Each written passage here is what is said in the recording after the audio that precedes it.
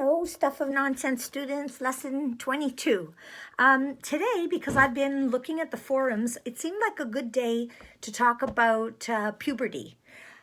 Because you guys, one class has been posting a lot more than the other class, but now, thanks to Miriam, that other class is starting to have some comments as well. So what came up this morning was the comment that it's weird to talk about puberty. So that's actually a good starting point for us, and it also will tie into Alice. So what makes it weird? I was thinking about that. One thing I was thinking is that you guys are you're so much younger than me. So you're a lot closer to puberty, of course, than I am at approaching, I'm going to be 60 in a few weeks. Before you hand in your paper, I think I'll tell you the day that it's my birthday. Anyway, so what is it about puberty? So one thing that's been noted is that it's uncomfortable, right? Like your body's changing. Don't forget, change is a key theme in Alice. And don't forget, my sort of way of teaching it is that the book's not about early childhood, which many people think it is, but it has much more to do with growing up, with puberty, and with these changes that we can't control. Okay, that's important too. So when Alice eats the mushroom, she's kind of hoping will she get bigger or smaller, and she'd like to be a certain size. But that's not how it works. For instance, I'm 5'3", possibly shrinking at my age. If I could have chosen, maybe I would have been a little bit taller, right? Or some people might, change their shapes in different ways, right? But we don't have control. So also, that growth is also linked to food, by the way, which is another one of the themes in the book. Okay, so back to puberty. Alice can't control her growth, and then those rapid changes in size, right? When she shoots up like the largest telescope that ever was. Of course, you're thinking about a phallic symbolism as well. Good, okay, which is part of puberty. So the body's changing, and we can't control the body's changes. The hairs that are sprouting. We had one memory today about 4 hairs that needed to be removed with 10 witnesses watching the shaving of the 4 hairs. I have to say I love that story. It would be great for writing for children. So a couple of things also that I was thinking, that when little kids, often they want to grow up, right?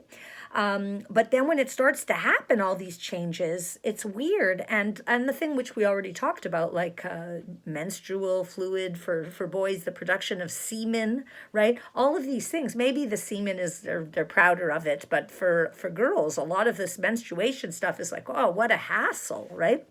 Something that I pointed out today in my comments in one of the classes is that I think a lot depends on where you are in relation to the others. So that if you're the first one in your class to get underarm hair or have to shave, when the have to shave I think is different, because I think for boys it's more like this kind of pride, right? Look at my beard. And for girls, it's I don't think there's the same kind of great celebration, particularly if you're young when it happens. But if you were one that lagged behind, then when you finally get your period, all your other friends do, then you might celebrate a little bit more. So there's this kind of group feeling going on as well, right?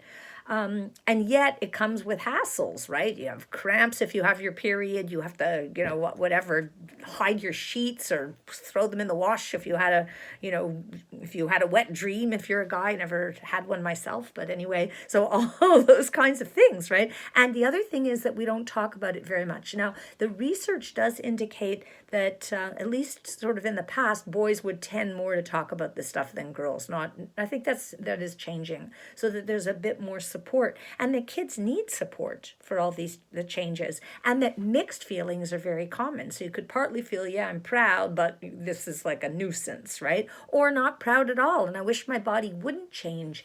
And then a small example is, I bet you remember this too, outgrowing some clothes that you really liked, right? So I remember having this dress. It was a hand-me-down, but it was the prettiest dress I ever saw, and feeling so bad when it didn't fit me anymore. And if I could have willed my body not to change, I would have, but of course we can't. And those feelings are so human.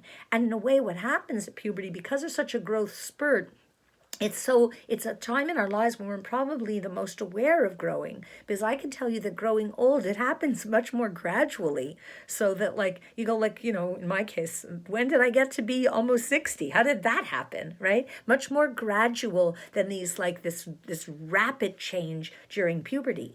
And the other irony, of course, is that older people kind of wish they were young again. Often you hear them say that, right? And little kids wanting to be big, wanting to have all the good things associated with adulthood.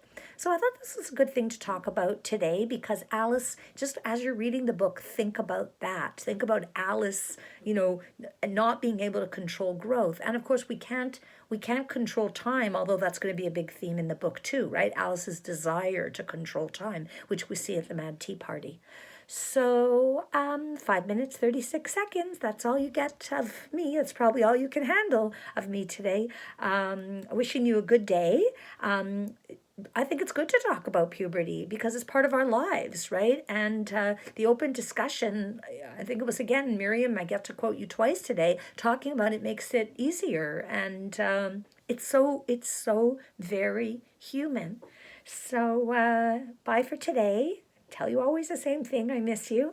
I'm happy I have these little conversations with you. I'm even happy to read your comments on the forum. And some of you are up at, like, I don't know what, 1:42 at night posting. And I'm like, why is this kid up? But then I read the comment. It was such a good comment. I'm like, stay up. Okay, but get enough sleep, take care of yourselves, and take care of the old people around you, and be kind, but especially to yourselves, okay? And think about your creative project. I'll talk about that before the end of the week. 6.5 minutes. Bye.